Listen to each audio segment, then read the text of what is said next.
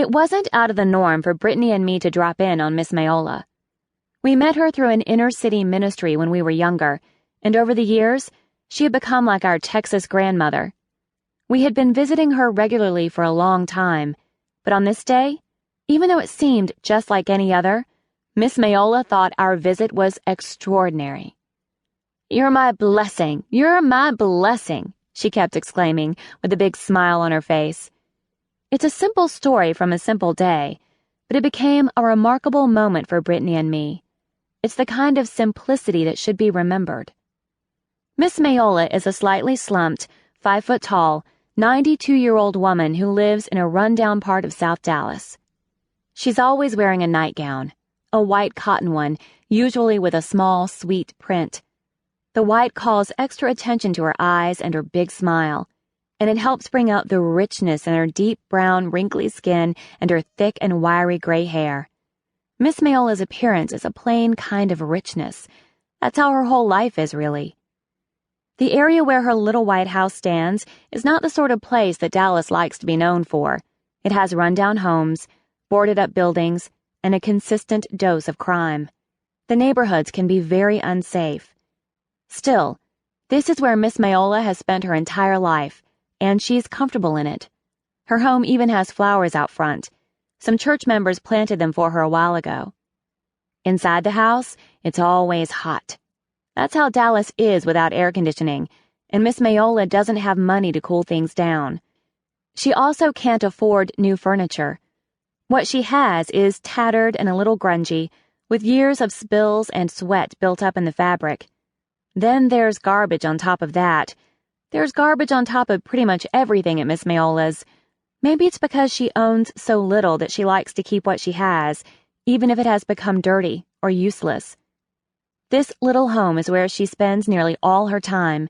It's where she sleeps, eats, greets guests, gives hugs, and prays.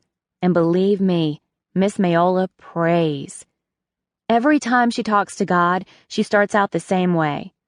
"Our gracious Father who art in heaven, it is again your humble servant coming to you in the lowest manner I know how." Her voice is raspy and slightly high-pitched.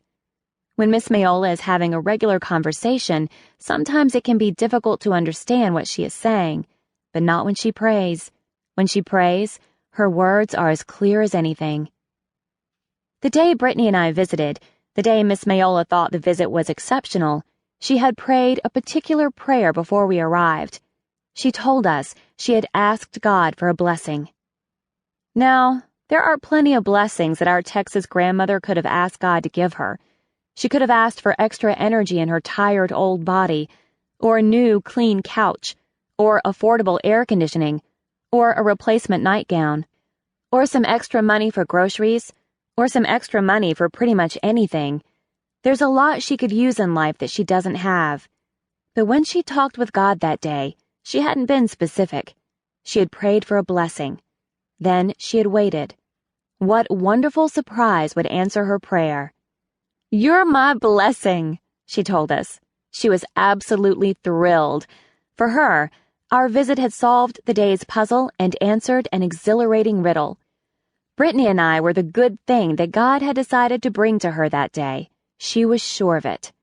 "It's you!" Miss Mayola exclaimed. She clapped her hands excitedly and beamed from ear to ear, standing there in her worn nightie, in her small and shabby home, in her dangerous neighborhood, in the heat, in significant need. I'm not sure I've ever glimpsed a moment in which someone was more grateful. Gratitude on top of gratitude. It's possible for gratitude to be simply a one-time response to something. People give us a gift, or are especially kind in some circumstance, and their thoughtfulness in that moment makes us thankful. Most of the time, that's how we think about and do gratitude.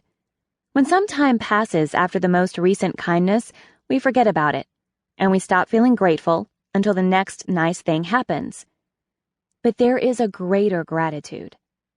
This gratitude isn't a feeling that comes and goes based on what happens or doesn't happen to us day by day or minute by minute.